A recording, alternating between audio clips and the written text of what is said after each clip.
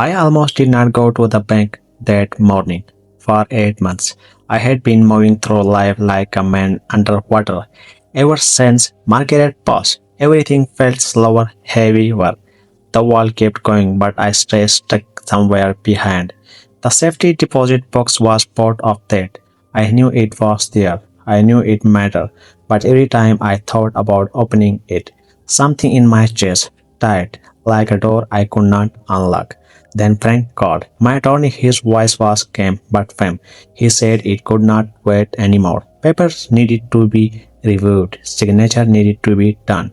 That box was not to something I could ignore forever. So I go in my car and made the 11-mile drive to Clay Wilds, Tennessee. The whole way there I kept thinking about turning back. I did not eat. When I pulled into bank, the branch manager, Ruth Calloway, was already standing by the door.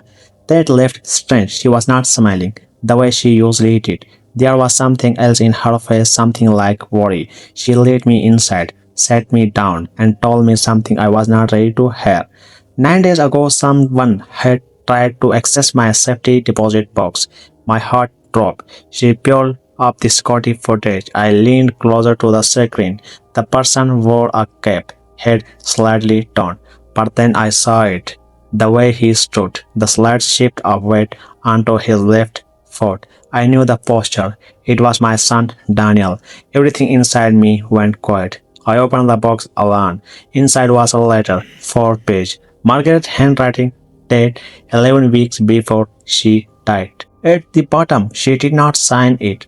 Love, Margaret. She signed it. Hello, James Whitfield. She had been photographing documents in secret for weeks while she cooked dinner and tended the garden. I sat there in that quiet bank room, reading Margaret's letter slowly, line by line. The more I read, the less I recognized the life we had been living. It started by accident. She wrote that she opened the wrong desk driver in my office one afternoon. Inside was a folder with company letterhead. But the numbers did not make sense. Not small mistake, big ones. Enough to make her stop and look closer. So she did, quietly, carefully. She began checking invoices, matching them against project reports. What she found was worse than she accepted. There were two sets of numbers, one real, one inflated, fake vendors. Money being moved in small amounts so no one would notice. Our 6 year, it added up to more than $1 million. Then I saw his name, Daniel, twice in internal routing memos.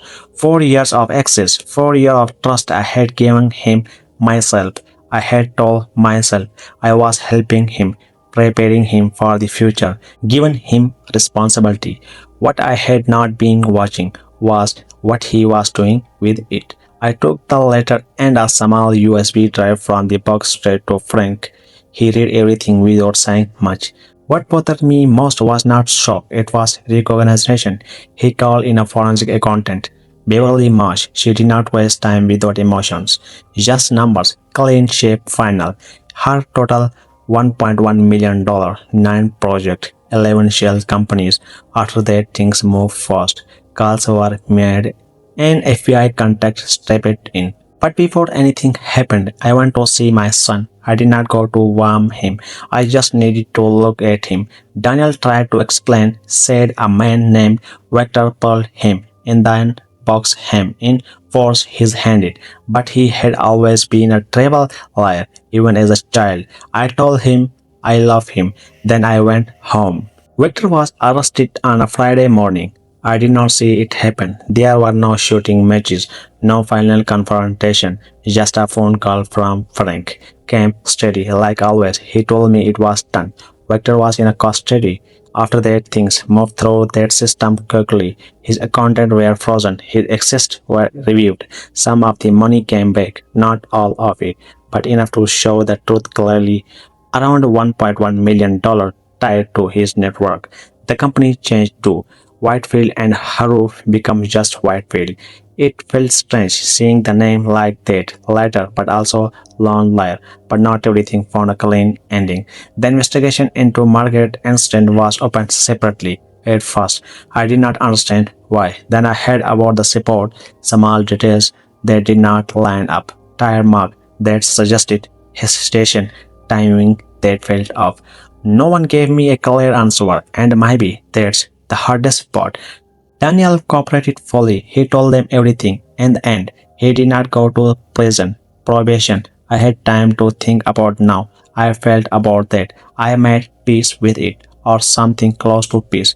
Claire came down from Kansas a few days later. She did not ask questions. I could not answer. She just cleaned the house, made dinner, and sat with me in the quiet. Did not try to fix anything. Something cannot be fixed. I realized something in all of this. I had let trust replace attention. I thought I was building something strong, something lasting, and maybe I was, but I stopped looking closely. That was my mistake, and yet I understand why I made it. Sometimes you trust because you love, and sometimes that's where everything begins to break. I still think about Margaret standing at my desk, carefully turning each page, not angry, not afraid, just trying to protect me.